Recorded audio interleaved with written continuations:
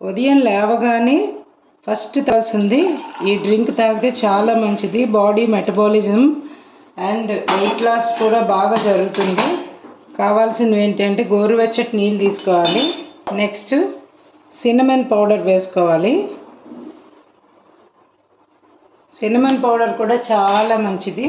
తర్వాత flax seed powder వేయించి పొడి చేసుకొని పెట్టుకోవాలి. అవిసె గింజల పొడి ఒక 1.5 స్పూన్ వేసుకోవాలి. తర్వాత 1 స్పూన్ నిమ్మకాయ రసం అన్నమాట, లెమన్ జ్యూస్. నేను ఇలా చేసి పెట్టుకుంటాను.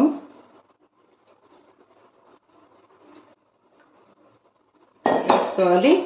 తర్వాత చియా సీడ్స్ వేసుకోవాలి అండ్ సాల్ట్ వేసుకోవాలి.